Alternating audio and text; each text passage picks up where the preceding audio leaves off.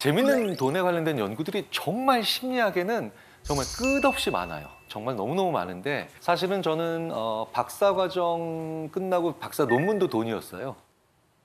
그래서 저도 많이 고민을 하고 있는 부분이니까 이걸 통해서 우리가 돈에 관련된 어떤 생각을 좀 해볼 필요가 있나 이런 걸 좀 생각해 보자는 뜻에서 제가 준비를 했습니다. 오늘 첫 번째 퀴즈입니다. 근데 실제로 있었던 연구인데요.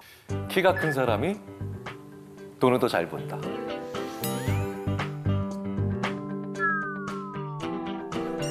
갑자기 한승현님 갑자기 굉장히 속상해하시고 지상렬님 굉장히 지금 뿌듯해하고 계신데 오라고 생각하시는 분 한번 손 들어주십시오. 오, 네, 좋습니다. 네, 좋습니다. 네. 자, 그럼 X라고 생각하시는 분 손 들어주십시오. 네, 좋습니다. 내리시고요. 네. 근데 윤소희님은 갑자기 막 굉장히 강력하게 X 막 이렇게 하셨는데 키가 보통 좀 큰 편에 해당하시는데도 이렇게 X에 손 드신 이유가 뭘까요? 저는 조금 키가 그래도 상대적으로 작으신 분들이 왠지 그 컴플렉스라고 생각을 하실 수가 있어서 그거를 이제 상쇄하려고 자기 개발을 좀 많이 하시고 노력을 많이 하셔서 더 돈을 벌 확률이 높다고 생각을 해요. 그런데 이제 이 연구에서는 답은 O였어요. 네, 네. 실제로 1990년에 그 굉장히 많은 분들이 좌절하고 계시네요. 네. 그 미국 피츠버그 대학의 이제 심리학과에 이레나 한손 프리츠라고 하는 그 사람이 그 교수가 이제 아틀란타 대학에 있는 학생들의 졸업생들이죠. 졸업생들의 키와 연봉의 데이터를 계속 이제 추적을 한 거예요. 네, 추적을 했는데 나이도 비슷하고 뭐 체중이라든가 사회적인 친분, 뭐 신분, 뭐 종교 뭐 대부분 뭐 거의 다 비슷하다고 봤을 때 1인치씩 커질 때마다 그러니까 2.54cm 정도씩 커질 때마다 초봉이 $570씩 높아지는 거예요. 네. 그런데 이제 이유가 중요하겠죠. 네, 이유가 중요하겠죠. 안 그러면 뭐 저도 이제 지금 뭐 키높이 구두라도 신고 다녀야 될 판인데. 네. 왜 그런가 봤더니 실제로 키가 뭘 반영하나요? 가정 환경에서의 영향, 교육 뭐 이런 거 있잖아요. 이런 거에 그 영향을 주는 요인이기 때문에 조금 더 좋은 환경, 유복한 환경에서 자라지 않았을까라고 이렇게 생각한 거죠. 사실은 저도 뭐 이렇게 키가 큰 편은 아니고 더 속상한 거는 뭐 저희 집에서는 뭐 비율이 더 형편없다라고 얘기를 하고 있어서 굉장히 좀 속상한 얘기긴 한데 근데 너무 좌절하실 필요는 없다는 겁니다. 이런 게 전형적으로 상관은 있지만 인과관계는 알 수 없는 거예요. 네. 왜냐하면 여기에 또 다른 윤소희 님이 얘기하신 내용을 또 아주 재미있게 지지할 수 있는 게 있거든요. 뭐냐면 실제로 아주 능력이 있거나 인품이 뛰어나거나 아니면 뭐 돈이 많다거나 이런 분들이 있죠. 이분 멀리서 보고 난 다음에 키 몇 센치일 것 같으냐 라고 얘기했을 때 그 사람의 키를 거의 4cm, 5cm 이상 더 높게 봅니다. 네, 높게 봅니다. 이게 더 커 보이는 거죠, 심리적으로도 커 보이는 거죠. 그러니까 자기 개발에 힘쓰는 사람들일수록 더 커 보인다는 거, 뭐 이것도 중요하죠. 자, 그러면 다음 문제도 한번 해볼게요. 다음 문제. 재밌다. 돈이 많으면 인생이 재밌어진다. 맞다고 생각하시는 분 손 한번 들어주십시오. 맞다고 생각하시는 분? 네, 좋습니다. 네, 맞다고? 네. 그렇지 않다고 생각한다. 네. 야, 이거 맞다. 네. 감사합니다. 네. 자, 아까 한승현님 O를 선택하셨어요. 왜 O를 선택하셨나요? 아무래도 그 돈의 문제가 좀 줄어들면 내가 해야 하는 활동보다 하고 싶었던 활동에 더 시간을 쓸 수 있어서 좀 더 재미있는 생활을 할 수 있지 않을까 그렇게 생각해요. 꽤 많은 분들이 한승현 님이 하신 말씀을 이렇게 표현합니다. 돈으로부터 벗어나서 진정한 자유를 얻고 싶다. 네, 이런 얘기들 많이 하시거든요. 아마 그런 맥락이신 것 같아요. 네. 그런데 죄송하게도 정답은 X였습니다.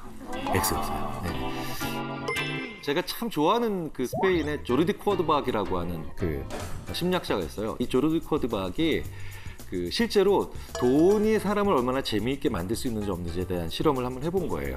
네. 그러니까 실험 참가하신 분들을 대상으로 일상생활에서 재밌는 이야기거리를 생각하게 한 겁니다. 예를 들어서 뭐 누구를 만난 거, 아니면 어디 가서 재밌게 논 거, 그리고 그 이야기거리가 얼마나 재밌을지 스스로 점수를 매겨보게 하는 거예요. 그런데 사전에 뭘 측정했겠습니까? 그 사람의 재산. 재산을 측정해 본 거예요. 그런데 재산이 많은 참가자일수록 재밌는 경험을 얘기를 꺼내봐라라고 했는데 그 경험이 이겁니다라고 하면서 적었는데 그게 그렇게까지 재밌다라고 얘기를 안 하더라는 거예요. 근데 저는 광화문 쪽에 있는 회사에 있는 친구가 그 번개를 한번 했는데 그날 마침 제가 시간이 돼가지고 제가 거기 수원에서부터 제가 가고 있는데 막 기분이 오늘 좋은 거야. 막 오늘 뭐 골뱅이로 한번 끝내줘 볼까 막 이러면서 그리고 뭐 갑자기 야 우리 한번 떠나보자 막 이래가지고 왜 20대 30대는 조금 더 그런 그 갑자기 떠나는 당일치기 여행도 꽤 있잖아요. 네. 사실 이런 것 우리가 살아가면서 되게 소소한 행복들이 우리에게 다 대부분 큰 것들이잖아요. 큰 것들인데 이게 그분들한테는 재밌지 않다는 겁니다. 재산이 많은 분들에게. 이게 왜 그러냐면 여러 가지 이유가 있습니다. 여러 가지 이유가 있는데 큰 부자인 분들은 다는 아니지만 꽤 많은 분들이 치르는 형벌이 있어요. 자녀를 가르칠 때 제일 먼저 가르쳐야 되는 게 아무도 믿지 말라는 걸 가르쳐야 돼요. 아무도 믿지 말라. 소름이다. 정말 못 믿어요. 왜냐면 잃을 게 너무 많거든요. 그래서 어떤 친구가 저한테 야 경일아 오늘 야 막창 2인분에 소주 한 병씩 할까? 딱 이러면 그래! 라고 가죠. 근데 그 돈 많은 분들은 얘가 날 왜 불렀지를 생각을 하셔야 되고 그렇죠? 얘가 나한테 오늘 무슨 청탁을 해야 될까를 고민하셔야 되니까 그게 즐겁지 않은 거예요. 게다가 큰 돈을 가지고 있으니까 내가 왜 굳이 이런 작은 거로부터 행복을 느껴야 되냐라고 하는 평가절하가 일어난 거죠. 그 가치 판단의 도구인 이 돈은 그렇기 때문에 내가 도구를 가지고 있으면 마치 게임할 때 아이템 확보한 것처럼 우리를 덜 힘들게 하는 건 분명히 맞습니다. 무슨 얘기냐? 돈을 세기만 해도 그 자체로 우리는 덜 아파요. 저는 예전에 그 되게 인상 깊게 봤던 영화가 있어요. 그 간첩이란 영화에 보면 영화 초반부에 그 김명민 님께서 이제 돈을 딱 맞는데 하면서 스멜 뭐 이런 장면이 있어요. 돈이 정말 위안이 되는 그런 장면. 실제로 중국 절강대학교에 저우신위에 교수라고 하는 분이 진짜 재밌는 실험을 또 합니다. 실험 참가한 분을 이렇게 두 그룹을 나눴어요. 한쪽에 있는 분들은 그냥 종이 모양의 지폐를 세는 거예요. 그런데 이쪽에 있는 분들은 어떻게 합니까? 진짜로 80장의 실제 지폐를 그냥 세는 거야. 네. 자, 그러고 난 다음에 뭘 하느냐? 50도. 50도짜리 물에 손을 넣는 겁니다.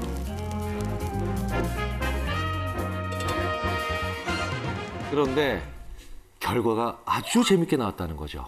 뭐냐면 그냥 이렇게 80장의 지폐 크기의 종이를 셌던 분들은 손을 딱 담갔을 때 아 뜨거워 하고 다 돈 뺐어요. 네.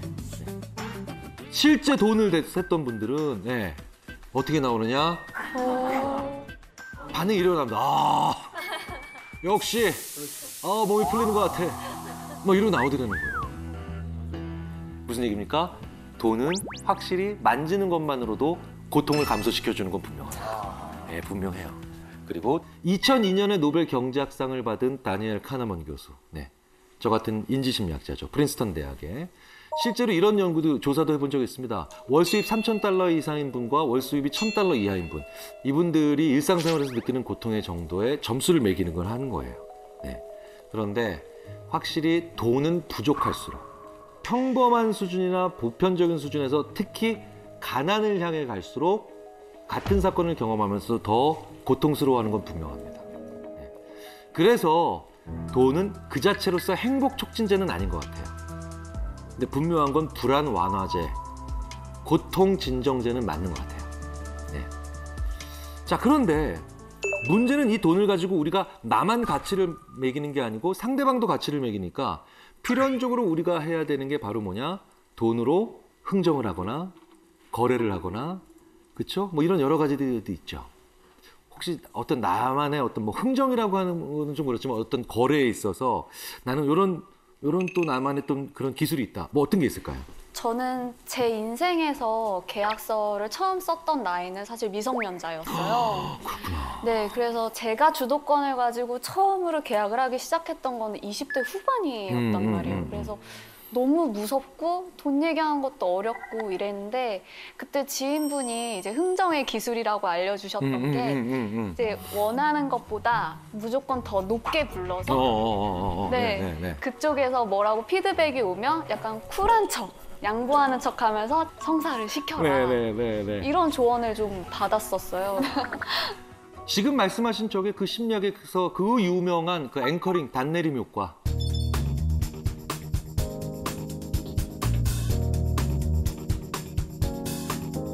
임의의 숫자라도 사람들이 잘 못 도망간다는 거예요. 실제로 그래서 왜 그 설득의 심리학의 저자인 로버트 치알디는 자기가 직접 본 케이스를 얘기를 하는데 5만 달러짜리 계약을 수주하러 가는 거예요. 그래서 5만 달러짜리 실내 공사, 인테리어 공사. 그러면은 5만 달러짜리 계약을 따러 가는 이 인테리어 하시는 분은 4만 8천까지는 해줘야 되는데 그렇다고 4만 5천은 해드릴 수 없어. 뭐 이런 생각을 하고 갔잖아요. 근데 갑자기 자기도 모르게 실수를 한 거예요. 아유, 이게 뭐 50만 달러짜리 계약도 아닌데요. 네, 편하게 말씀하시죠. 5만 달러를 50만 달러로 실수로 얘기한 거예요. 네, 그런데 그 인테리어를 발주해 주시는 그 상대방, 그 고객사죠. 8만 불에 합시다. 50만 불로부터 이게 오는 바람에. 그래서 감사합니다 하고 계약을 따는 경우도 있죠. 그래서 양심적인 회사가 최소한의 이윤만을 덧붙여서 판매하다가 오히려 반대로 공경에 처하는 그런 경우도 있죠. 실제로 미국에서 어떤 백화점이 우리는 굉장히 최저 가격으로 낮은 이윤만 남기고 합니다 라고 했는데 15개월 딱 지나고 난 다음에 주가가 3분의 1로 떨어졌어요. 왜냐하면 고객 입장에서는 처음에 한 10만 원입니다. 그런데 디스카운트 50%. 이렇게 해서 5만 원이라는 느낌이 있으면 좀 기분이 좀 많이 좀 할인됐어 라는 느낌이 있는데 그냥 5만 2천 원.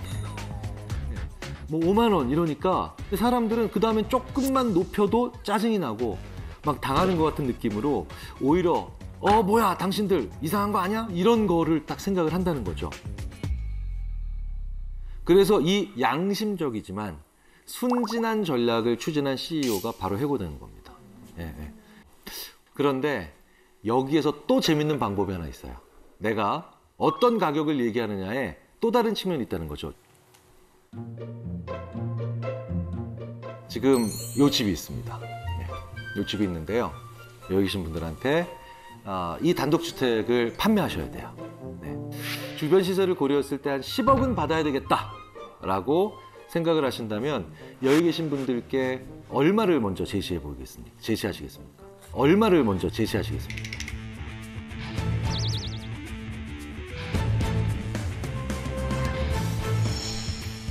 아무래도 앵커링 효과를 좀 봐야 되니까 10억이라고 볼 수는 없고 한 10억 한 3천? 10억 3천? 네. 그렇죠. 10억 3천. 네. 교육이 이래서 중요한 겁니다. 네. 자, 그렇다면 윤소희님. 만약에 고객 입장이시라면 이 10억 3천을 말씀하셨는데 바로 거기 사시겠습니까? 10억 한 3천?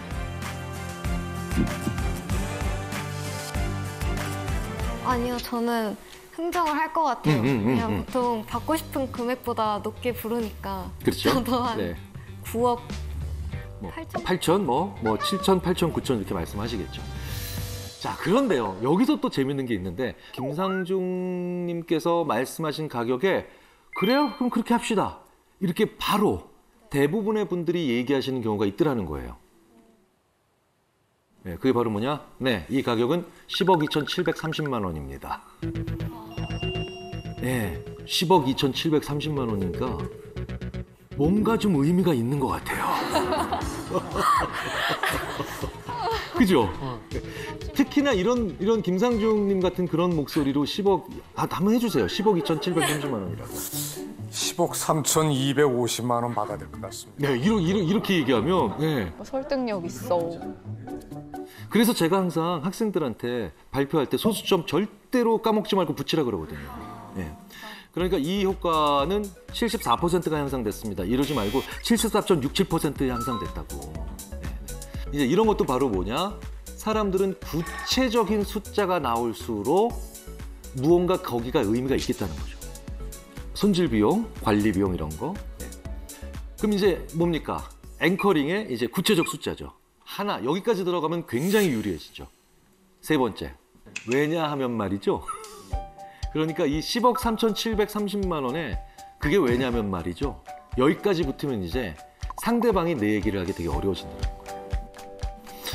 그 하버드 대학의 심리학과 교수 중에 정말 전설적인 분이 한 분 계시죠. 시간 거꾸로 되돌리기 연구에 최근에 나왔던 늙는다는 착각의 저자 앨런 랭어 교수. 이 앨런 랭어 교수가 정말 재밌는 실험을 또 하나 한 적이 있는데 도서관에서 복사를 이제 하려고 기다립니다. 이제 뭐 줄 서서 기다려야 될 때가 있잖아요. 기다리는데 누군가가 먼저 가서 자기가 먼저 좀 복사를 해야 되겠다고 얘기를 하게 만드는 거예요. 그래서 암소리 해놓고 실례합니다 해놓고 제가 5장만 복사하려고 하는데 먼저 복사해도 될까요? 이렇게 하면 줄 서서 기다리고 있는 사람들이 당신 먼저 하세요. 이게 얼마나 양보를 하냐는 거죠.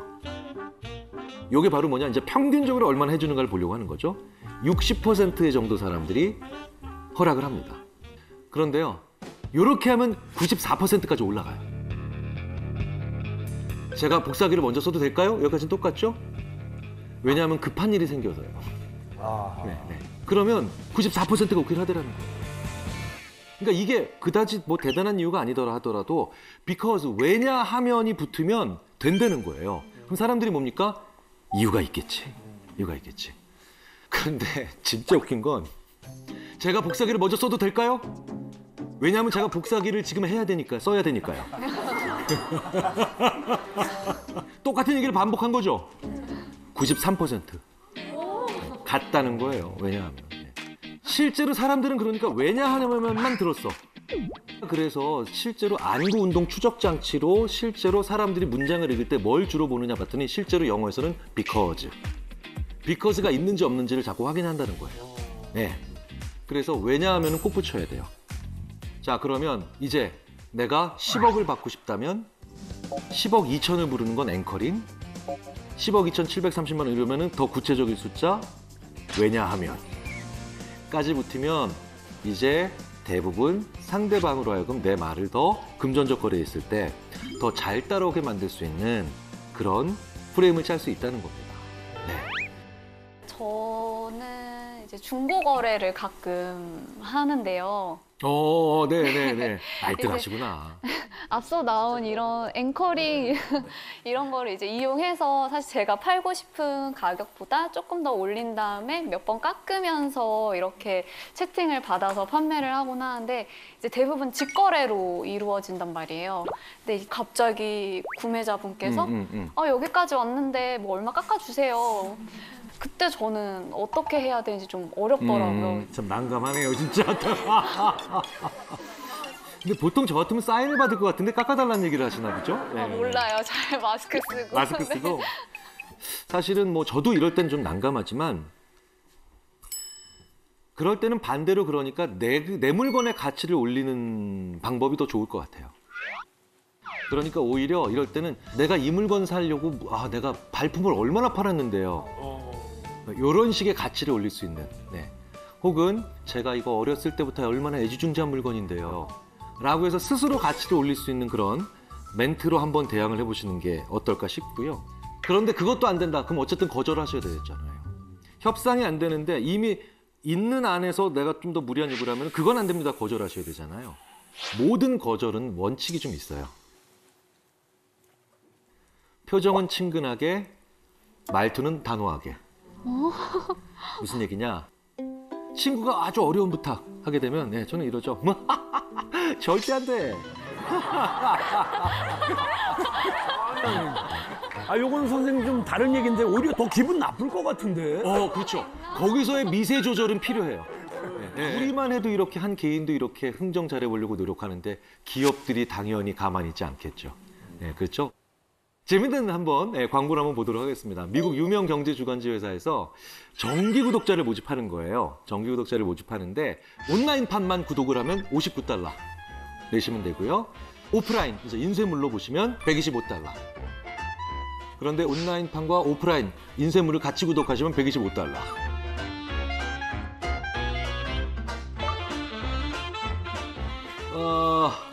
설마니 여기서 B를 선택하시는 분은 안 계시겠죠. 그렇죠? 네. 아마도 A 선택하시거나 C 선택하시거나 둘 중에 하나로 갔을 겁니다. 재밌는 건 이 연구를 MIT라는 세계 최고 명문의 대학생들에게 했다는 겁니다. 당연히 이 친구들도 바보는 아니니까 B를 선택한, 가운데 옵션을 선택한 사람들은 없죠. 16%가 A, 84%가 C, 세 번째. 네. 근데 아무도 선택 안 할 이 B라는 선택지를 근데 왜 만들어 놓은 걸까요? 네. 그래서 선택지를 없애봅니다. 어유 재밌네. 네. 이 두 가지 선택지만 놓고 보면 사람들이 과연 세 가지 놓고 봤을 때처럼 16, 84로 나뉘느냐? 아니라는 거예요. 이렇게 두 가지만 놓고 보면 A 선택을 한 사람들이 68%, 그리고 C는 32%.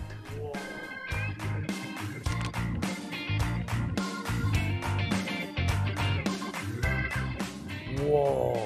회사 입장에서는 어쨌든 C가 좋지만 A로 가려는 사람들을 C로 가기 위해서 미끼가 중간에 마중물 같은 게 필요했던 거예요.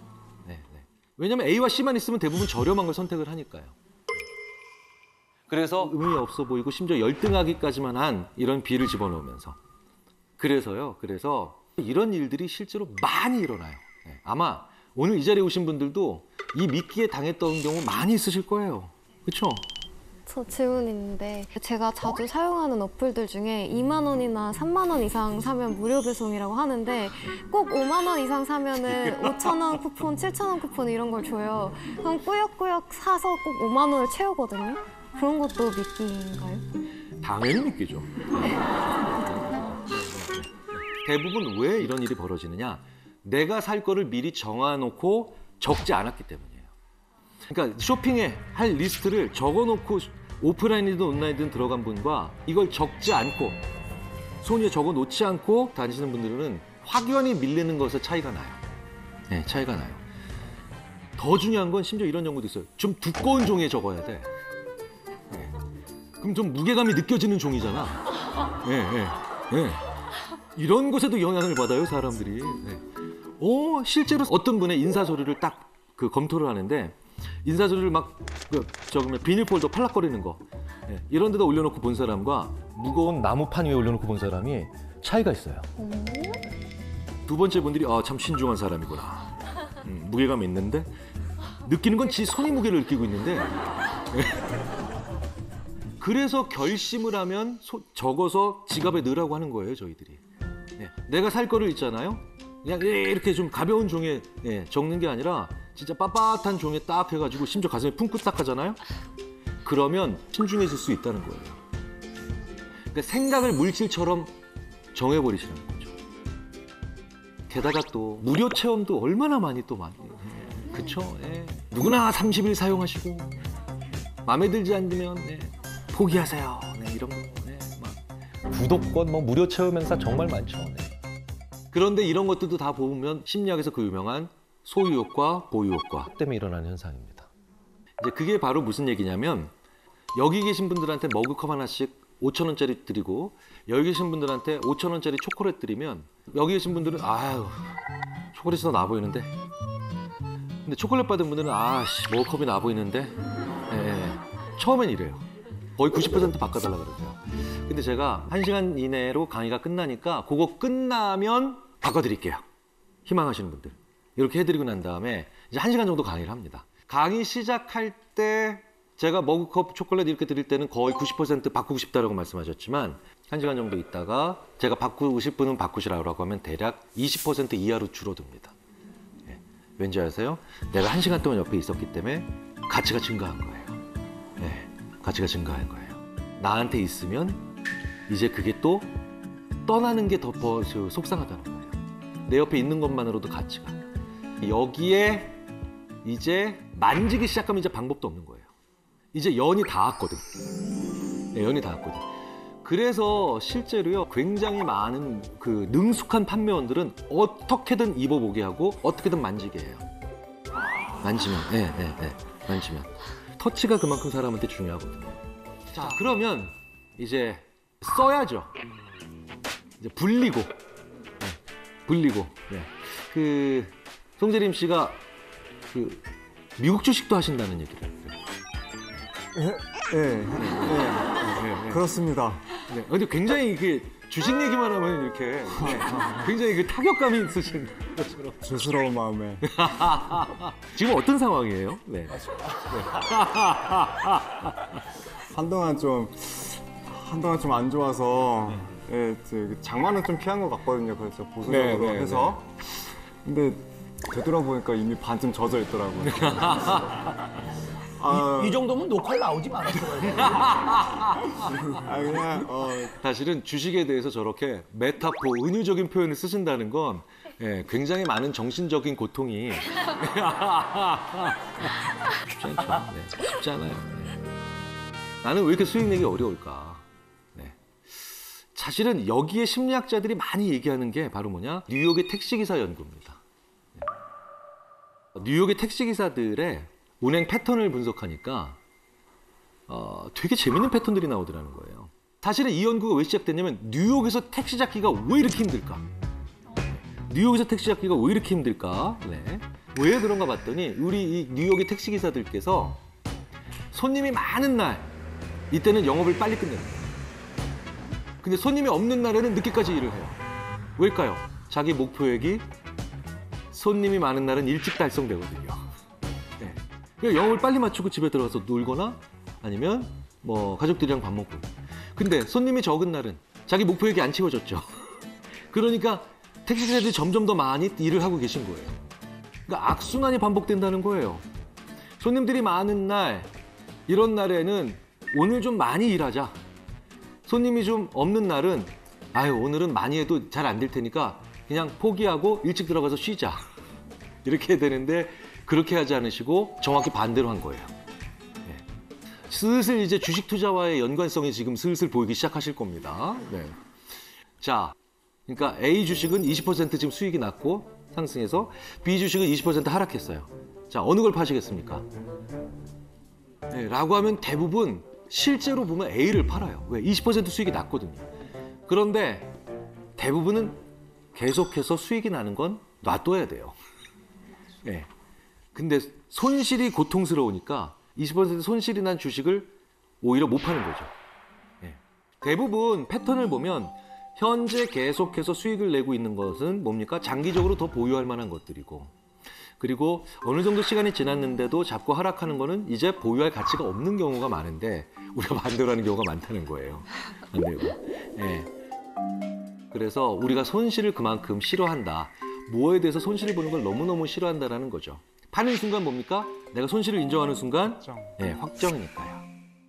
자, 그렇다면 두 번째로 또 다른 또 많이 궁금해하시는 것 있죠. 제대로 하는 데는 투자가 뭐냐. 네. 투기와 투자의 차이 어떻게 저희가 설명하느냐 그부터 말씀드릴게요.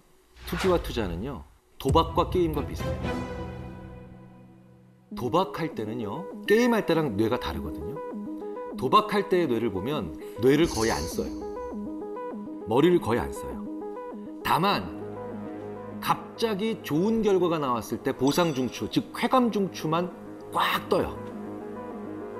언제겠습니까? 오광 떴을 때. 네. 그러니까 도박의 룰은 간단하잖아요. 네. 도박은 대부분의 사람들이 반나절이 아니라 단 1시간도 안 돼서 대부분의 룰은 간단하게 일단 배울 수 있어요. 그래서 도박은 어느 정도 익숙해지자면 2, 3일만 지나도 머리를 안 씁니다. 근데 게임을 할 때는 굉장히 뇌가 많이 활동해요.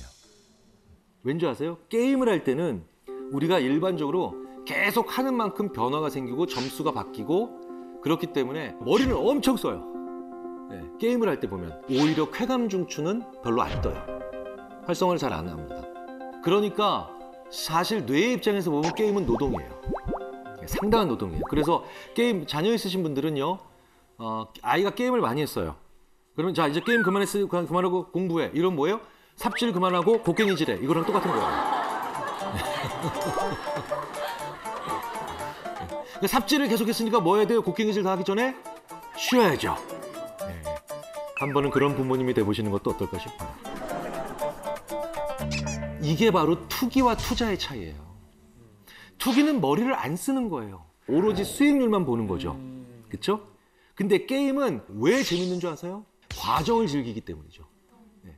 내가 어떤 회사의 주식을 샀는데 그 회사에 관심도 있고 신문 보면서 이런 신기술이 개발됐어? 오, 저기 CEO는 왜 이런 데 가고 있지? 왜 해외 출장을 이런 데 가지? 이러면 뭡니까? 그건 투자죠. 투자하게 되면 수익률이 떨어져도 나는 뭐가 남아요. 게임을 했을 때 아주 스케일이 큰 게임이나 아니면 복잡한 게임을 하게 되면 게임에서 저도 뭐가 남아요? 기량이 남죠. 기량이라는 게 남고 재밌는 스토리들이 남아요. 우리들이 소비할 수 있는 것들이 되죠. 바로 그렇게 무언가를 샀고 그다음에 내가 지켜보는 과정에서 그런 여러 가지 피드백을 받을 수 있는 그런 상황이 있으면 그게 내가 바로 투자를 해나가면서 세상에 대해서 알아가는 과정입니다. 알아간다는 거. 그게 바로 투기와 투자의 차이입니다. 여기다가 이제 제일 중요한 건 뭐냐? 나의 루틴까지 만들면 진짜 좋은 거예요. 저의 루틴 말씀드려 볼게요. 저는요, 저를 불러서 강의를 들어주신 그 기업의 주식을 그날 강연료의 한 10% 정도 떼어서 그 회사 주식을 삽니다. 예. 왜냐면 심리학자 불러서 강의 들을 회사는 안 망한다예요. 예. 최소한 공부하는 회사잖아요. 교육하는 회사는 안 망해요. 그래서 저는 이렇게 저만의 루틴을 만들어서 지난 15년 동안 해서 조금씩 산 겁니다. 이게 바로 무슨 얘기냐? 매번 내가 조금씩 산다. 소액씩 정기적으로 투자한다. 말은 쉽지만 절대로 안 되잖아요. 저는 제가 하는 것에 뭐가 있느냐? if, then, when이 있기 때문에 그렇습니다. if, 만약, then, 그렇다면 when, 언제. 루틴이라는 게 습관이잖아요. if와 when과 then이 다 있어야만 습관이 만들어진다고 얘기를 합니다. 제가 오늘부터 만약에 예를 들어서 탈모 방지약을 2알씩 먹는 거예요. 진짜예요. 네. 슉 보면. 네.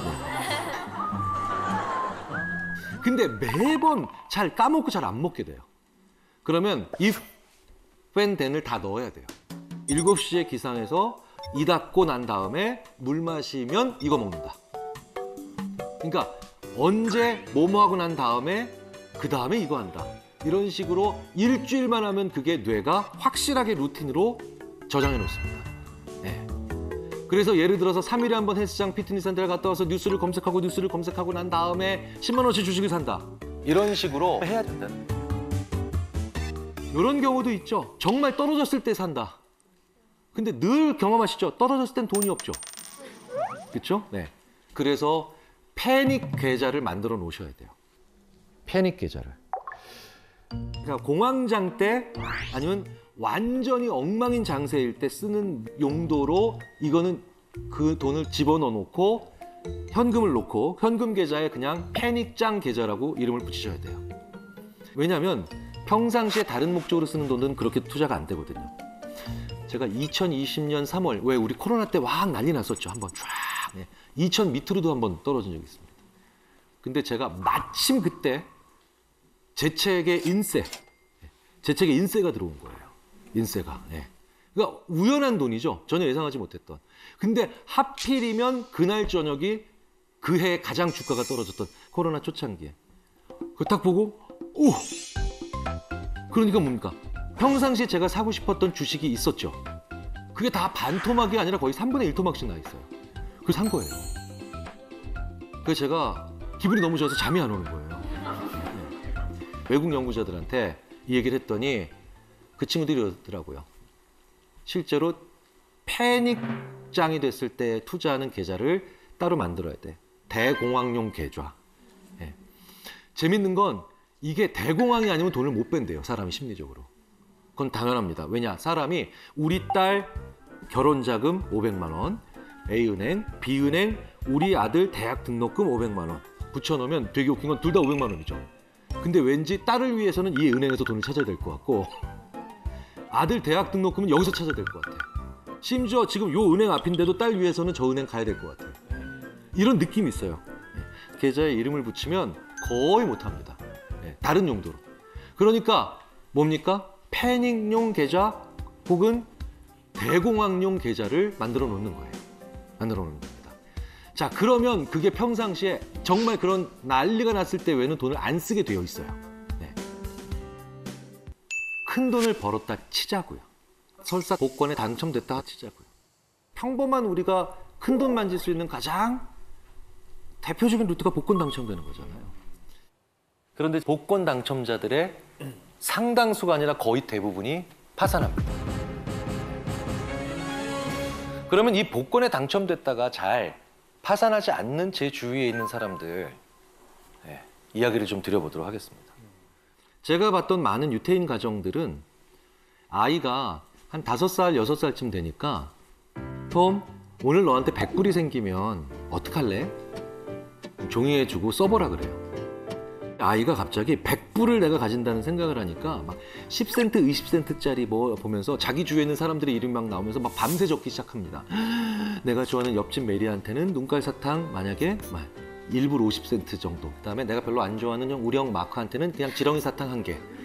30센트. 거기 이제 그 아이의 위시, 소망이 나오는 거죠.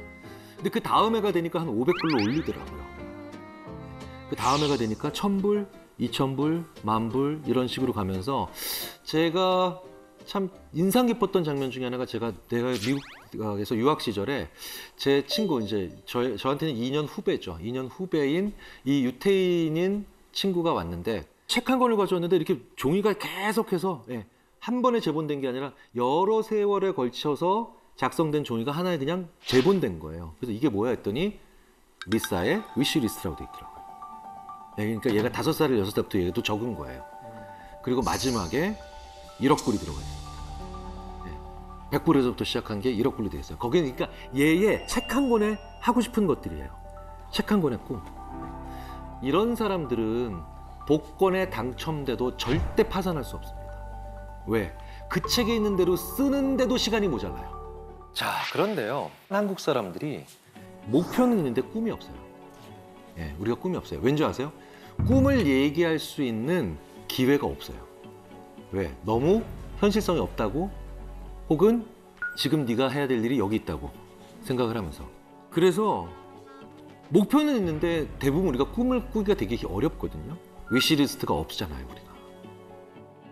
그런데요, 참 재밌는 건 이 복권이 위시리스트를 만드는데 진짜 좋은 재료가 됩니다. 저는 출장을 자주 다녀서 이제 KTX나 SRT를 자주 타는데요. 서울에서 만약에 부산을 간다, 서울에서 뭐 광주, 목포를 간다 이럴 때 얼마 전부터 재밌는 필기를 시작합니다. 일단 그런데 이걸 하기 위해서 입장권이 필요해요. 그게 1,000원짜리 복권 한 장이에요. 왜? 내 위시리스트를 그냥 써보려고 했더니 내 양심이 허락하질 않아요. 이성이 너 뭐 하는 거냐고 자꾸 놀려요. 근데 참 신기하죠? 1,000원짜리 복권 한 장을 딱 사서 서울역에서 딱 앉고 그 다음에 선반 펼쳐지니까 거기다 딱 올려놨더니 내 위시리스트를 적어도 아무런 비난이 없어요. 제 양심과 이성에서. 왜? 100억 당첨되기만 하면 얼마든지 어쨌든 0보다는 큰 확률이거든요. 쓰기 시작합니다. 야, 써요. 진짜 시간 잘 가요. 진짜 시간 잘 가고 별의 별 얘기들이 다 나옵니다. 더 신기한 건 내가 마저 이런 것도 해보고 싶었었지 라고 하는 리스트들이 끊임없이 나와요. 2시간 반 동안 부산을 가는데 진짜 왜 요즘 말 그대로 순삭. 시간이 그냥 갑니다. 자, 그게 바로 확률적으로는 바보 게임이지만 복권의 가장 중요한 기능입니다. 나의 위시를 만들어낼 수 있다는 거죠. 그리고 들여다볼 수 있다는 거예요. 자, 그렇다면 오늘 한 번쯤은 우리의 가족 식사에 이 복권을 사가지고 가보시는 건 어떠냐는 거예요. 우리 가족 식사에. 우리 엄마, 우리 아빠, 나의 사랑하는 형제자매들이 있는, 내 아내가, 내 남편이 있는 그 가족의 식탁에 가족의 명수만큼 복권을 한번 사가지고 가보시면 어떨까요?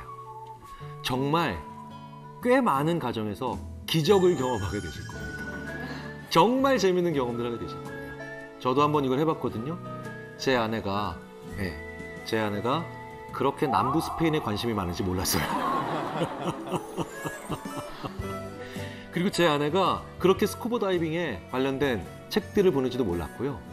그리고 저희 아이가 음악과 미술 중에 뭘 좋아하는지 몰랐고, 그리고 제 어머니와 제 아버지가 그렇게 멕시코라는 나라에 가보고 싶어 하시는지를 몰랐습니다. 정말 이 복권 한 장으로요, 복권이 당첨된다면 어떡할 거야 엄마?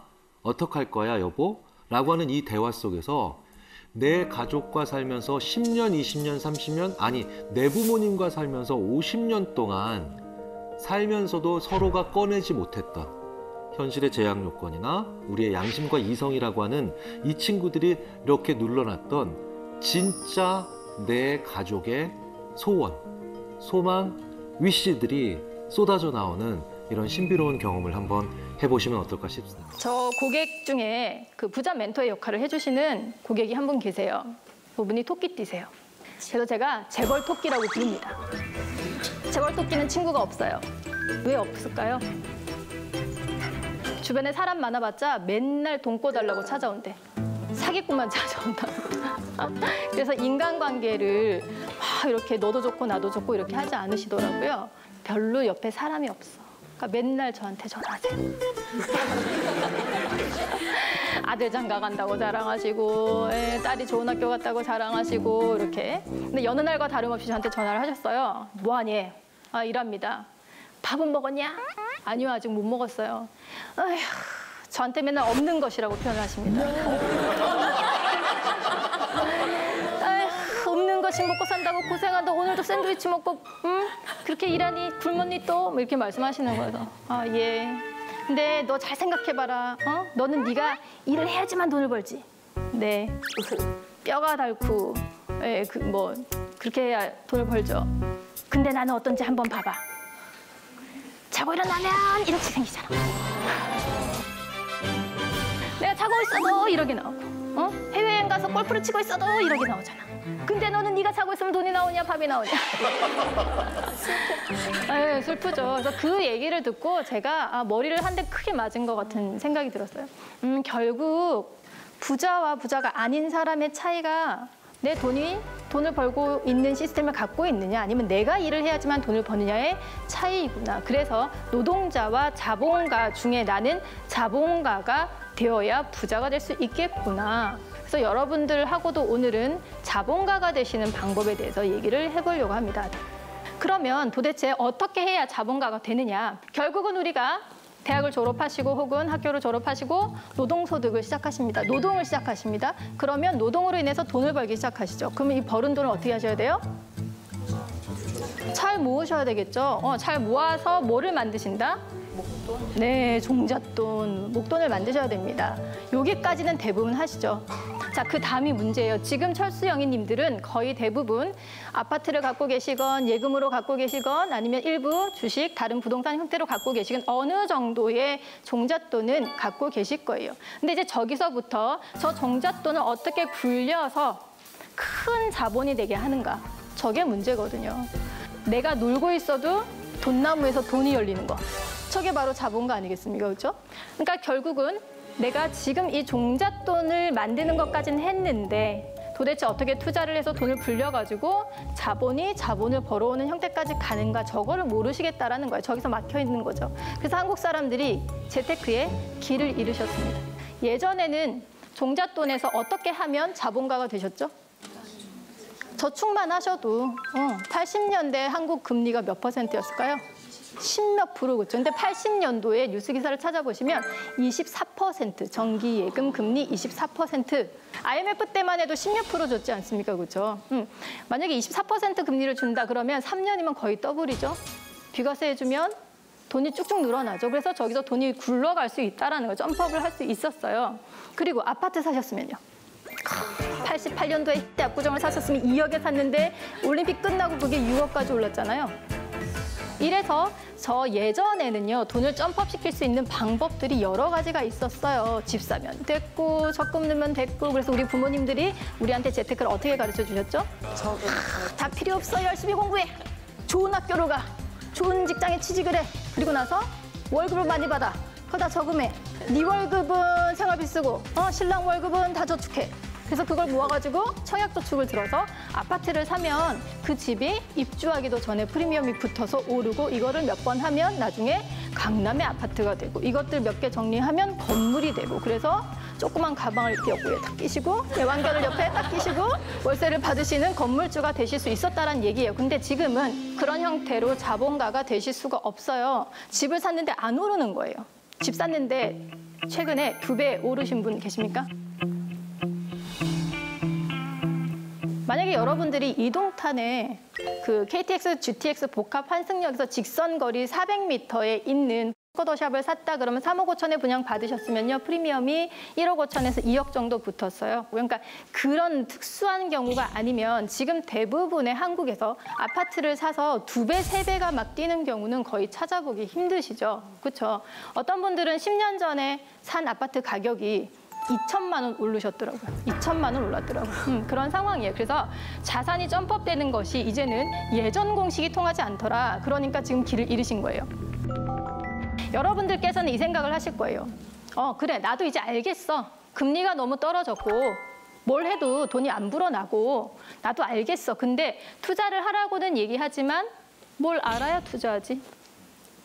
해봤는데 맨날 손해보고 이 길이 맞냐 저 길이 맞냐. 도대체 내가 미로를 헤매는 것 같고 앞으로 가다가 부딪히면 옆으로 가고 옆으로 가다 부딪히면 왼쪽으로 가보고 에라 모르겠다 그 자리에 앉아서 포기하시고 도대체 우리가 투자를 할 때 무엇을 아셔야 하는가.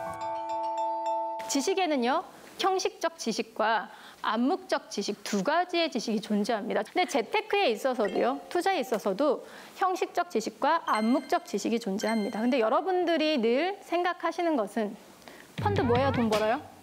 주식이 뭐죠? 채권은 뭐지? 어떻게 투자해야 돼요? 이거는 형식적 지식입니다. 근데 어떻게 해야 돈을 벌고 이런 경제가 이런 상황일 때 어떻게 대응을 해야 내가 수익을 낼 수 있고 그러면 언제 들어가서 언제 빠져나와야 되고 이런 것들은 다 암묵적 지식 노하우입니다. 여러분들은 지금 뭐가 문제냐면 노하우가 없으신 거예요. 노왓에만 집중하고 계신다라는 거야. 그래서 주식 강의도 들어보시고 부동산 경매 강의 들어보셨죠, 다. 요새 열풍이더만. 부동산과 같이 맞벌이를 하시겠다며 경매 강의를 2달 동안 들었는데도 부자가 안 되시는 이유가 결국은요, 그걸 가지고 어떻게 돈을 벌어야 하는지에 대한 노하우가 없기 때문이세요. 자, 일단 이제 부자가 되는 방법. 자, 저개발국입니다. 어떤 산업이 발전할까요? 1차 산업, 그렇죠. 소 타고 풀피리 불고 벼를 심으시고. 자, 이럴 때는요, 재테크 어떻게 하셔야 되죠? 그렇죠, 땅을 사야 돼. 오늘 방청객 수준 왜 이렇게 높지? 사전에 교육을 받으셨나요? 땅을 사셔야 됩니다. 그렇죠, 벼를 더 심으셔야 되니까 현금이 생기면 소금단지에 묻어놓고, 그렇죠, 도둑 맞으니까. 자, 그러다가 국가가요, 개발도상국으로 발전을 합니다. 그러면 어떤 산업이 발달할까요? 제조? 제조업, 그렇죠. 싼 인력을 통해서 제조업을 부흥시키면서 나라들이 막 발전을 하기 시작합니다. 그러면 시골에 있던 분들이 일하겠다고 도시로 막 찾아오겠죠. 그러면 집은요? 모자라겠네, 그렇죠. 그럼 우리는 어디에 투자해야 되죠? 부동산. 주택, 아파트 뭐 이런 거에 투자를 하시면 되겠죠. 그리고 금리는 어떨까요? 왜 높을까요? 빌리는 사람이 많으니까. 돈을 빌리는 사람이 많으니까요. 그래서 대출을 해달라고 하는 기업들도 많을 테고, 그래서 대출을 해줘야 되니까 금리가 높다라고 생각을 하실 수도 있겠지만 결국은 개발도상국들은요, 국가의 신용도가 좋지 않습니다, 그렇죠? 그래서 그 투자를 유치를 할 때, 돈을 빌려올 때는 높은 이자를 줘야지만 돈을 빌려줍니다. 그래서 정책적으로 고금리를 쓸 수밖에 없죠. 그러면 개발도상국에서 우리 재테크 어떻게 하셔야 돼요? 저축. 적금하시면 돼요. 묻지마 예적금입니다. 아까 80년대 우리 몇 퍼센트? 24% 혹은 10몇 퍼센트. 그러니까 개발도상국일 때는 예적금 하시고 집 사면 부자가 되셨죠. 그러던 시절이었어. 근데 이 나라가 이제 선진국으로 발전하면요, 어떤 산업이 발달할까요? 서비스업, 첨단 산업, 그렇죠? 이런 것들이 발달을 하게 됩니다. 그리고 금리는요? 떨어져요. 금리는 저금리입니다. 그리고 기업들은 글로벌리 성장합니다. 자, 그럼 이런 금융 경제 환경에서 여러분들은 재테크를 어떻게 하셔야 되죠? 주식. 투자를 하시거나 이렇게 하셔야 돼요. 근데 어떻게 하고 계세요? 개발도상국 방식으로 지금 2017년 현재를 살고 계십니다. 그러니까 제가 투자를 과감히 못하는 이유가 원금이 보장이 안 되잖아요. 원금 그리고 손실. 일단 리스크를 자기가 부담을 해야 되고 이런 불안감 때문에 과감하게 어떤 투자에 관심을 갖거나 직접 뛰어들지 못하고 있거든요. 그렇죠. 여러분들 다 똑같은 생각하실 거예요. 투자를 하긴 해야 되는데 나 원금 손실 보기 싫어서 무서워서 나 투자 못하겠어 라고 생각을 하실 겁니다. 자, 근데요, 투자는요, 머니 게임입니다.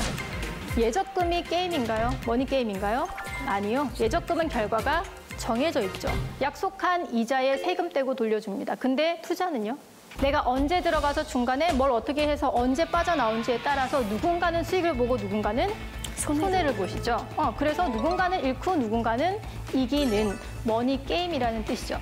그래서 머니 게임을 하시려면 룰을 아셔야 됩니다. 이 룰을 모르시니까 무서운 거예요. 자, 그러면 투자를 하시려면 두 가지 룰을 이해하셔야 되는데 어떤 룰이 있는지 한번 볼게요. 자, 첫 번째 룰은요. 경기는 여러분들이 죽을 때까지 계속해서 순환할 겁니다. 이게 첫 번째 게임의 룰입니다. 경기는 계속해서 순환합니다. 그 농구 선수 시절에 사실 저희 때도 완전 막 슈퍼 히어로 막 이런 분이셨거든요. 저는 조용히 하니까. 네, 그렇게 대단하셨던 우리 선수였지만 혹시나 침체기 같은 것들이 있으셨을까요? 부상당하거나, 예, 그래서 예전만큼 경기력이 안 올라올 때가 있는데 그럴 때는 좀 침체기였다가 부상이 또 회복되면 좀 좋아졌다가 이런 걸 많이 겪었죠. 경기도 마찬가지입니다. 경기도요, 좋아질 때가 있으면 나빠질 때도 있고요. 나빠졌으면 다시 좋아지기도 해요. 두 번째 룰이 있습니다. 두 번째 룰은 위기는 반복해서 온다입니다. 사람들이요, 10년에 한 번씩 위기가 온다 막 이런 얘기를 하죠. 주글라 파동에 의해서 10년에 한 번씩 위기가 옵니다라는 설이 있습니다. 근데 그것은 꼭 그렇게 맞아떨어지는 법칙이라고 얘기할 수가 없습니다. 혹시 IMF 기억나세요? 네. 아, 우리가 좀 연식이 네, 기억하는 연식들이시죠, 여기는. 그 다음에 2008년에 뭐가 있었죠? 미국발 금융위기가 있었습니다. 그러면 2018년에도 무엇인가 하나 오지 않을까라고 예측들은 하고 계시나 꼭 2018년에 온다라는 보장은 없다라는 거예요. 당연히 앞뒤로 몇 년 동안 오차가 있을 수 있고요. 하지만 변하지 않는 사실은 경기가 순환하는 한 금융위기는 반복해서 온다라는 것은 변함이 없다. 그 갭이 10년이든 8년이든 20년이건. 자, 그러면 금융위기가 온다라는 두 번째 룰이 왜 중요한데? 자, 부자들은요 이렇게 얘기합니다. 오래 살아야 된대요. 왜요? 돈 써야 되니까. 네? 돈 쓰다가 죽어야 돼. 돈 쓰다가 죽으려고. 아, 돈을 쓰다가 죽으려고 오래 살아야 돼요. 왜냐면 젊을 때는 모으느라 돈을 많이 못 쓰니까 나이 먹어서 좀 그 돈으로 여유를 즐기고. 이제 조금 살만한데 내가 죽으면 안 되니까. 네, 억울할 것 같아요. 이제 노하우를 알았으니까 네. 이제는 벌 일만 남았다고 더 많이 벌고 싶어 벌 수 있다고 생각하시는 거 아닐까요? 네. 돈 벌 기회가 앞으로 더 많이 남았는데. 돈을 쓰려고 하거나 혹은 내가 있는 노하우를 이용해서 더 많이 벌 수 있으니까 난 오래 살아야 된다라고 말씀을 하셨는데 뭐 다 맞는 대답이겠지만 이분들이 오래 살아야 된다라고 하는 이유는요.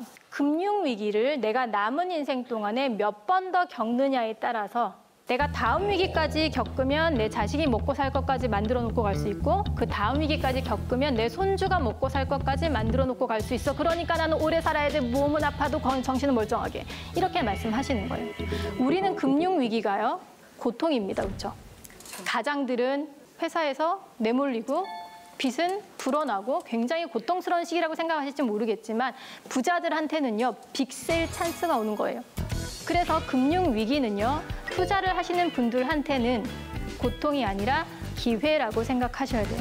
이 금융위기가 얼마나 대단한 기회냐면 이 위기를 한번 지나가고 나면요. 부자들끼리 자기들 순위도 바뀔 만큼 그만큼 대단히 큰 기회가 오는 겁니다. 그래서 우리는요. 부자들처럼 앞으로 내가 경제활동을 하는 시간 동안에 경제 위기가 몇 번이나 더 올까를 재단하셔야 돼요. 위기가 오면 아유 다 먹고 살기 힘들어갖고 어떻게 뉴스에 맨날 죽는다는 얘기만 나고 아우 심란해 빨리 지나갔으면 좋겠어 이렇게 하실 게 아니라 위기가 올 것 같다. 미리 예측을 좀 하시고 현금을 잘 보유하셨다가 싸게 나오는 것들을 주워 담아서 쫙 내 자산을 점프업하는 기회로 삼으셔야 된다 이거예요. 그래서 이 두 가지의 룰을 기억하시면 투자에서 크게 잃지 않으실 수 있어요. 문제는 그래서 언제 오는데 그것이.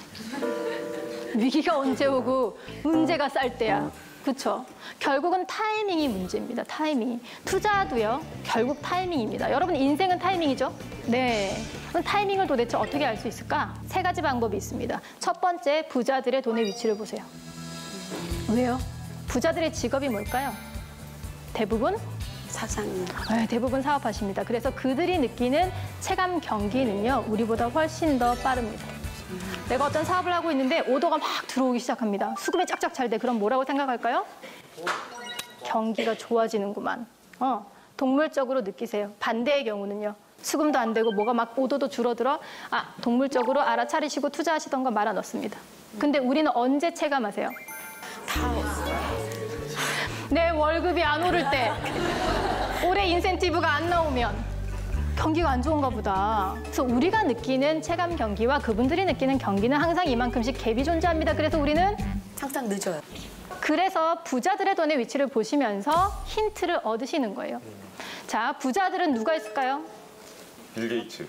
빌 게이츠도 있고요. 워렌 버핏도 계시겠죠. 근데 한국에 가까운 데서 찾으시면 삼성. 네, 삼성 같은 재벌들이 어떻게 돈을 움직이는지를 좀 참고해서 보시면 좋을 것 같아요. 삼성이 구조조정을 막 하고 몸집을 줄이고 안 되는 사업은 다 팔고 그리고 상징적인 건물도 갖다 팔았어. 그럼 우리는 뭐라고 힌트를 얻으면 좋을까요?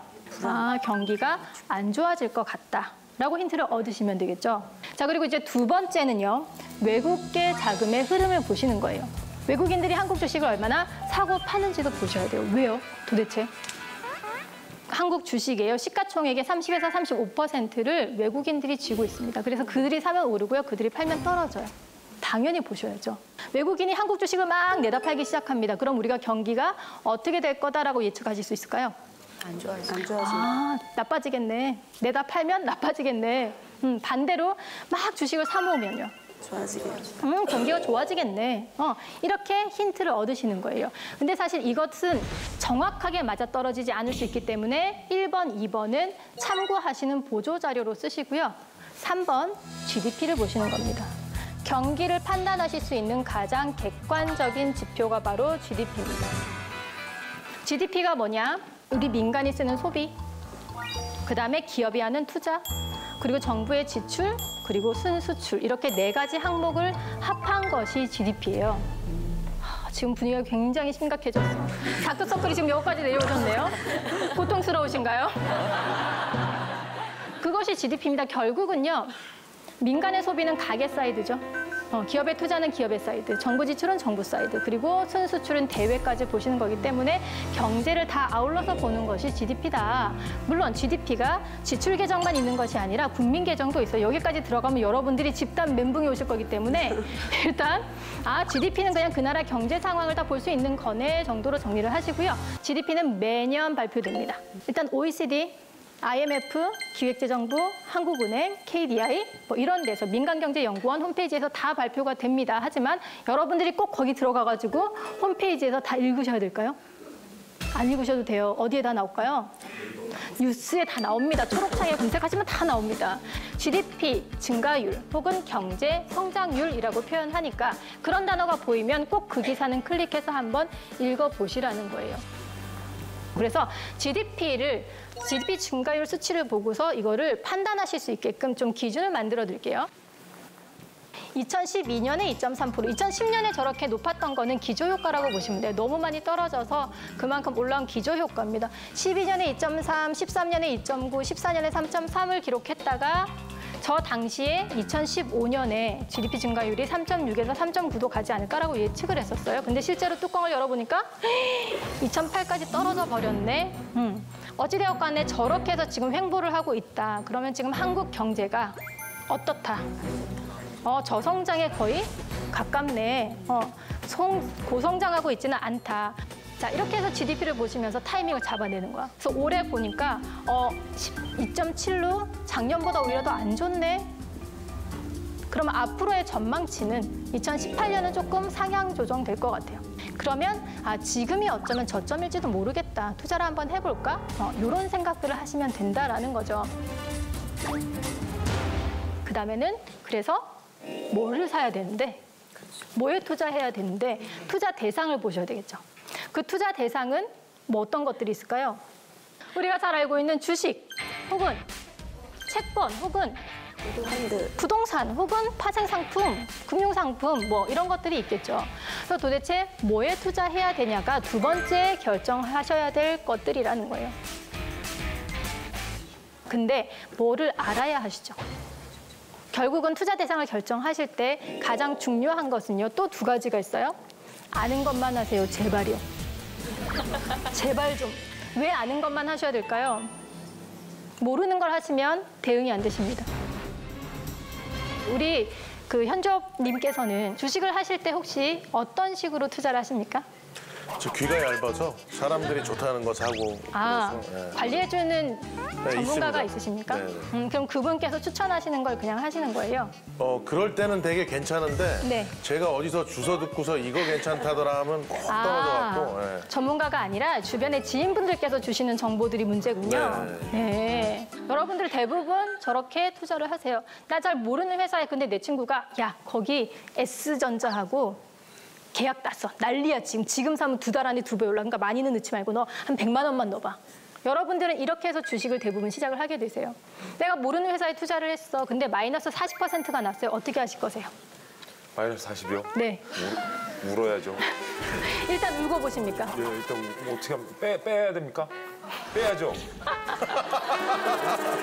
못 빼는 사람도 많을 것 같아요, 근데. 네. 지금 실제로 일어난 상황이 아니신데 이미 감정이입을 과도하게 하셔가지고 여러분들은 만약에 내가 잘 모르고 그냥 투자한 주식이 마이너스 40% 손실이다 그러면 그냥 대응을 하시는 게 아니라 찍기를 하시는 거야. 어떤 게 더 내 마음이 편한가에 따라서 그냥 팔아치우고 스트레스 안 받을래? 이게 더 마음이 편한가? 아니면 그래도 그냥 들고 있는 게 차라리 낫겠어. 안 보면 되잖아. 이렇게 하시든. 근데 우리가 잘 아는 회사에 투자하셨으면 어떨까요? 이 회사 매출 괜찮고요. 전혀 회사에 문제는 없어. 하지만 시장이 이렇게 무너지니 다 한꺼번에 무너지는 거고 회사 자체에 문제는 없어. 그러니 지금은 싸게 살 수 있는 기회네? 그럼 더 사야 되겠다? 혹은 굳이 더 살 필요는 없을 거고 그냥 홀딩을 해야지 이렇게 대응하실 수 있다는 거예요. 그래서 투자 대상을 결정하실 때는 제발 아는 것만 하시라는 거예요. 그리고 두 번째는요. 칼자루는 내가 쥐고 투자하셔야 돼요. 여러분들은 항상 칼자루를 남에게 맡기시죠. 좀 전문가가 좀 알아서 해줬으면. 근데 잘 생각해 보세요. 내 재산을요. 자기 재산처럼 막 열심히 불려갖고 돈을 벌어줬어요. 그럼 그 사람한테 우리가 번 거에 반은 드려야 딜이 되지 않겠습니까? 토정에 상품 가입한 수수료를 드리면서 내 재산을 전부 다 자기 것처럼 맡아서 관리를 해주세요라고 하는 것은 애초에 딜이 안 되는 게임입니다. 그러니까 포기하세요, 깔끔하게. 누군가가 내 재산을 알아서 관리해주는 일은 없습니다. 결국은 내가 스스로 하셔야 되고요. 그 책임도 다 우리가 지지 않습니까? 칼자루는 남이 휘둘렸는데 왜 우리가 책임을 져야 돼? 이왕 책임질 거면 내가 휘두르고 내가 책임을 지는 게 낫잖아요. 그래서 내가 칼자루를 쥐고 꼭 투자를 하시고 제발 묻어놓고 신경 안 쓰는 거 이런 거 좀 하지 마세요. 자동이체 걸어놓고 3년에서 5년 정도 지나면 수익이 나 있겠지? 아니요. 3년에서 5년이 지났는데 아직까지 마이너스인 것들도 허다하잖아요. 그래서 칼자루를 내가 쥐고 내 수익에 관여하실 수 있는 것만 하세요.